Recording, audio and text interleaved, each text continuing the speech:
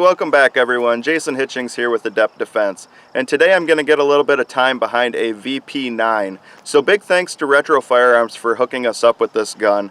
If you live in the northern Michigan area or ever get up to northern Michigan, make sure you stop in Retro Firearms and check out their inventory. They're constantly getting new guns, new and used guns in every single week, so keep up with what they have. Make sure you stop in. If you're not following them on Facebook, make sure you like and follow their page. They post quite a few of the guns that they get in each week, but they don't post everything, so you got to stop in the store and check out what they have.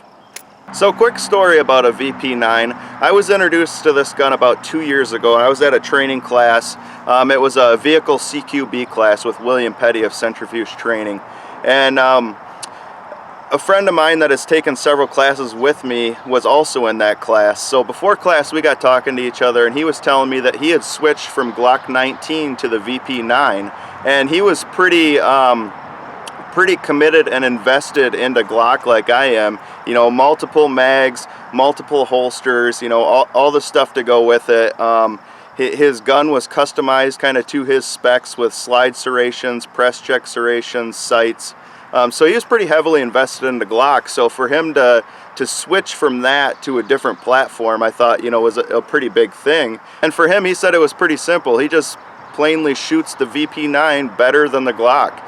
He said it was noticeably and measurably better. So he made the switch, and I actually talked to him yesterday because I told him that I picked this gun up for testing, and I had a few questions about it and kind of wanted to get some of his feedback because he's had a couple years on the gun now. So this will be my first shots through the VP9. So if you're not familiar with the VP9, let me give you a quick rundown of what this gun is. This is a polymer framed striker fire defensive handgun. It has a 4-inch barrel, a 15+1 mag capacity, so it's very similar and comparable in specs to the Glock 19 and the M&P 2.0 Compact. So to give you guys a quick rundown of this gun, first let's talk about what it comes with. It's got a padded plastic case. It has 2 magazines, which I wish it came with 3, but it comes with 2. It has interchangeable back straps and side panels, which I thought was interesting. It has 3 different sizes of side panels and back straps to be able to custom tailor the size of the grip to the size of your hands. I thought that was a pretty unique feature. So let's talk about some things that I like and some things that I don't like about this gun right away, just handling it. First off, it has front cocking serrations on the side of the slide, which I really like that. I like to be able to have good traction to come forward to the ejection port and either press check the gun to know the condition of my weapon, or if I want to manipulate the gun forward to the ejection port, it gives me that option too. It has really nice serrations on the back of the slide. They're nice and wide and deep. Another thing it has that I noticed are these little tangs that stick out of the back of the slide. To be able to give you a little more purchase and positive traction when you power stroke the gun over the top. One thing I noticed right away on this gun was the trigger. For a striker fired stock gun, this has a really nice trigger in it. It has the trigger safety similar to like a Glock style gun, to where you don't have the external thumb safety that you have to overcome before you fire the gun. And it has your normal amount of take up like most striker fire guns do. And then it has a predictable wall, really clean, crisp break, and then a decent reset, if you could hear that on camera. I don't know how well it picked it up. But I did bring out my trigger pull gauge just so I could show you guys what this trigger measures at. So we'll get 3 pulls on it, and then we'll get an average. Alright, so that was 3 pounds, 11.4 ounces. So I mean, that's a pretty incredible trigger for an out-of-the-box stock striker-fired gun. So let's get number 2. 3 pounds, 15.2 ounces. So just under 4 pounds. Then number 3. 3 pounds, 2.4 ounces. Giving us a 3-pull average of 3 pounds, 9.7 ounces. So pretty incredible trigger for an out-of-the-box striker-fired gun like this. Definitely a better trigger than a lot of the guns it competes against in the same market. I would put it very similar to a CZ P10C is probably the closest trigger to this one. And it's far lighter and cleaner than a stock out-of-the-box Glock trigger is. So one feature on this gun that I'm not sure if I'm gonna like yet or not is the magazine release is actually at the bottom of the trigger guard, and it's on both sides, so it's ambi. This gun does have ambi slide stop, slide release controls, as you can see, both sides of the gun. And then same with the magazine release, both sides of the gun. So it doesn't have the thumb actuated button like I'm used to, so this will be a little bit different, and it might take a little bit of getting used to, but we'll see how it goes. Now for the thing that I don't like. I'm not a huge fan of the stock sights. As you can see, it's just kind of a ramped up rear sight, and I really wish it had a 90-degree ledge on that rear sight to where if I need to, I can do a one-handed manipulation and run this gun off from an object or a belt if I need to clear a malfunction or reload the gun one-handed. Being that this is a defensive gun, I really think it should have that style rear sight. The good thing about these sights is they are a metal sight, and they are a 3-dot, if you can see that. So it's got 3 yellow dots, metal construction, so decent sights. I just wish it had that ledge built in. So let's put some rounds through it and see how it shoots.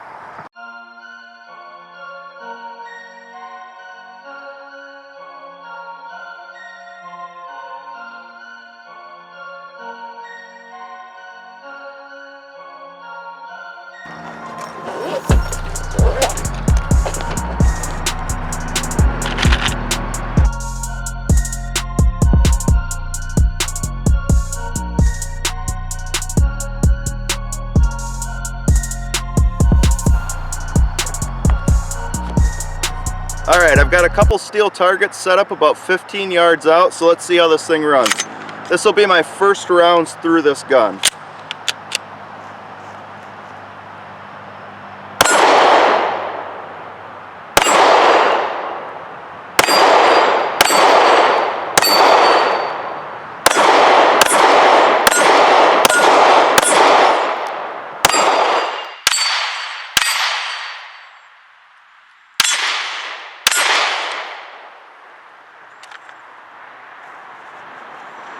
Alright, first mag impression, the gun feels really good in my hand.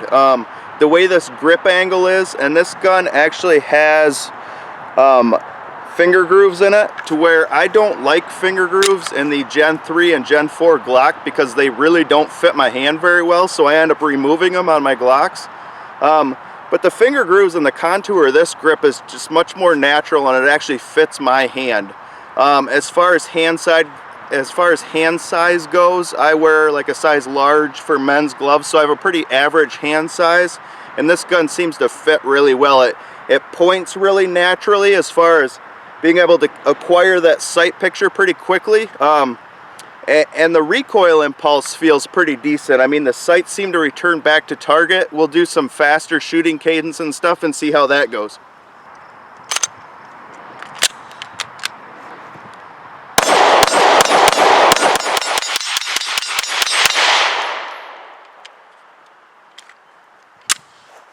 Alright, so stepping up the cadence of fire, the sights return back really quickly. It was really easy to get. I got all 15 hits on that piece of steel at 15 yards with that quick of a follow-up. This trigger is the other thing that makes that possible. This trigger is short, crisp, and light enough that it doesn't disrupt my sight picture very much through the trigger press. So it makes follow-up shots really easy with this gun. So one thing on this pistol that I wasn't quite sure if I was going to like or not was the location of the magazine release. And being that it's on the bottom of the trigger guard and I'm used to a thumb activated one, this is just something that's new to me that I have to learn. So I talked to my friend yesterday, like I mentioned. He's been running one of these guns for a couple years, and I was asking him what's the best way to actuate that release and drop that mag when you perform a reload, because I can't really reach it with my thumb very well. I really have to break my firing grip to reach it with my thumb, so I wasn't a big fan of that. And then I wasn't sure that I really liked the idea of bringing my trigger finger down to activate it. So he said that he actually brings his trigger finger up to a high register position just like you would on any other reload, and then he uses his middle finger to activate that paddle. So that's something that I wanted to try, so I'm just going to run through a couple reloads at like a 50% speed. The other thing is I don't have a mag pouch for these magazines, so I'm just going to reload out of a pocket. So obviously it's not going to be fast, but I just want to get a couple reps in to try that.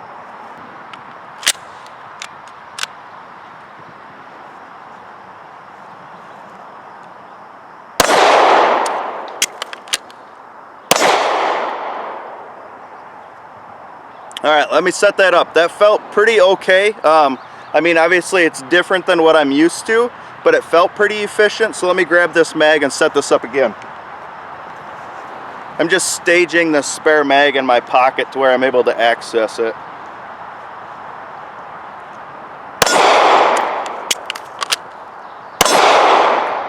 Alright, that felt pretty good. Let's run it again.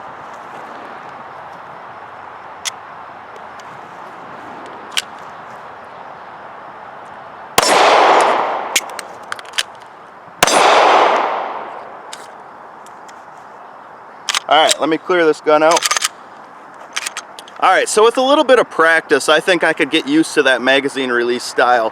I would have to run it more to be able to tell you whether I would end up preferring this style versus the other. And if I'm not mistaken, I think they offer this gun with the thumb release button now. But a lot of people I know really like this style mag release on these guns, so I think it's just a training thing. I would have to get enough reps in to get used to it to be able to give you feedback on whether I like it over the other style or not. Another thing that my friend mentioned that I wanted to try too was, he said if you seat the mag with enough oomph, you'll actually send the slide home and send that top round into battery without having to activate the button. So I just wanted to try that. Yeah, sure enough, I never had a button press, but press check it, it did chamber around in there. So he's absolutely right about that. So let's put a few more rounds through this gun.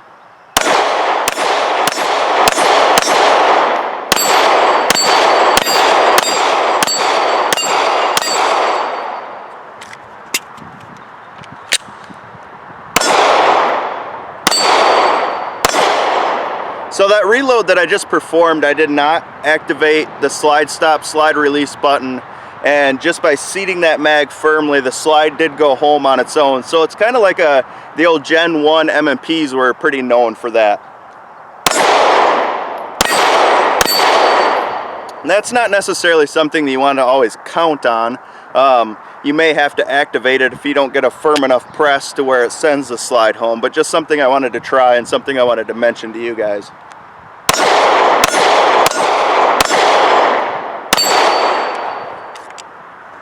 So far, I'm liking this gun. So we've backed it up to about 25 yards for that piece of steel, and I just wanted to try a couple different distances to kind of see where this gun's hitting and where I need to hold my sights, but let's try some different distances starting at 25.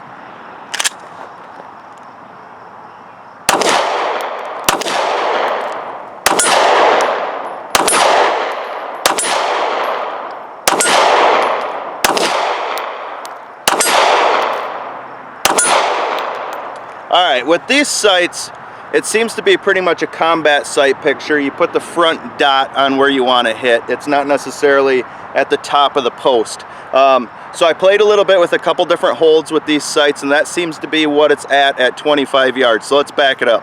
Alright, now we've backed it up to 50, and I've got, looks like 7 rounds left in the gun. And I will say with these sights, the front sight is wide enough to where it covers up a lot of the target at this distance. So that is definitely one modification I would probably do to this gun if it was my carry gun. I would probably put a set of fiber optic front with a blacked out rear so I could get a little bit of a narrower sight post, and then to where I could get that 90-degree ledge on that rear sight like I was talking about. Let's give it a shot and see if we can get any hits back here.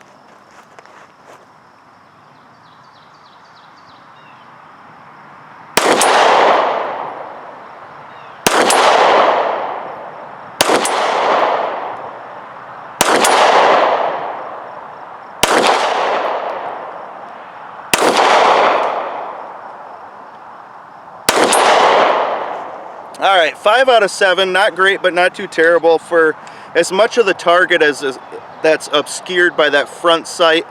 with this current setup. And then back at 50 yards, obviously not a lot of people regularly shoot at 50 yards with a pistol, but I always like to try it at different distances. Alright, so I'm back up about 15 yards away from my steel again, and getting those hits back at the 50-yard line, I mean, there's two big things that go into getting decent hits at distance like that, and it's proper grip and a decent trigger, and this gun definitely has the trigger for it.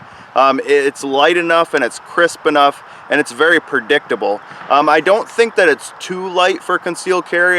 You know, that was one thing that kind of rolled through my mind when we were doing the trigger pull test, and some people might argue, well, that's kind of light for concealed carry, but this gun has enough of a predictable wall after you get through that take up that I don't think there's any issue at all with carrying this trigger. So far we've got about 60 rounds through the gun and we haven't had any issues of any type, no malfunctions, no stoppages. So let's put some more rounds through this. I kind of like how it automatically sends that slide forward just by seating the mag. It's pretty nice.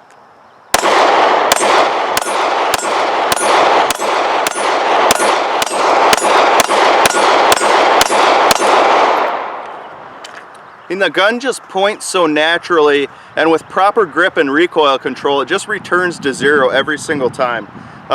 So far, it's a really easy gun to shoot.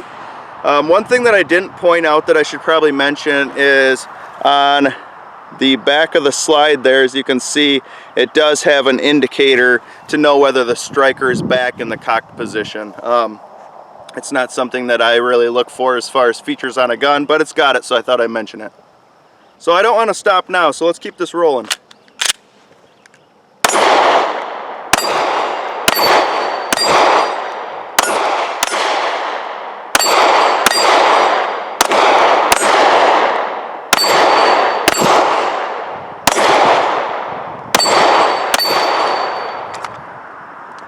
The only thing I really think that I'd have to get used to is the different location of that magazine release, but just in the short time that I've run it today, I feel like it was just pretty natural right there to kind of get that index point with my trigger finger and come up with the middle finger and actuate that button. So with a little bit of training and some proper reps, I mean dry fire practice, a couple reps of dry fire practice, you know, basically 1 week's worth of it for me, I'd probably have that ingrained to where it was pretty natural at that point.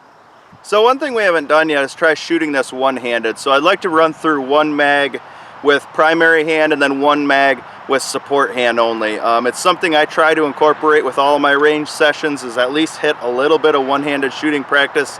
So I'm going to drop back about 10 yards on this 8-inch round steel plate and see how we do.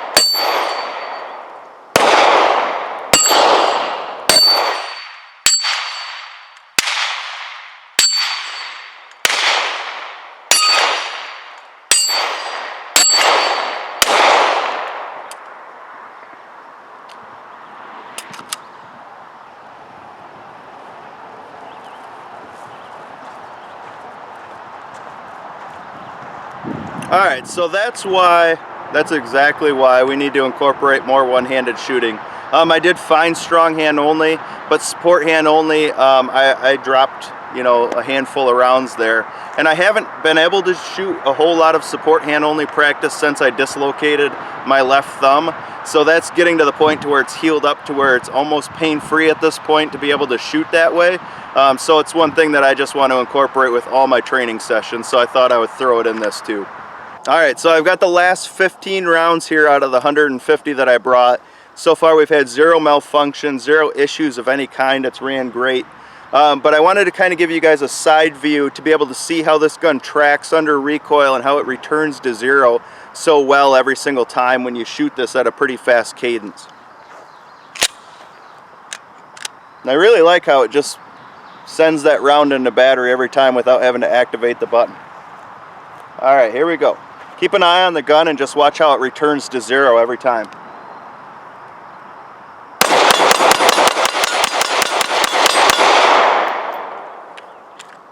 All right, that was 15 rounds in a pretty fast cadence, and as you can see, that front sight just moves out of that rear notch and settles right back in. So it's really easy and really quick to get those follow-up shots. Really easy to run this gun fast. All right, that was the full 150 rounds through the VP9. Had a great experience shooting it. I really enjoy shooting new guns that I haven't had any experience behind before, so this is one of those guns that I would definitely recommend. It seems like a really nice gun. Plus, having feedback from a friend who has run one for a couple years and, you know, tells me that they're really great guns and really reliable, you know, that really helps me kind of put my stamp of approval on it as well. So big thanks to Retro Firearms for loaning this to us. This is for sale in their shop right now, so if you're in the market for a new concealed carry gun or looking to upgrade, stop by and snag this thing up. It's a really nice gun. I'm Jason Hitchings with Adept Defense. Seek training, become adept.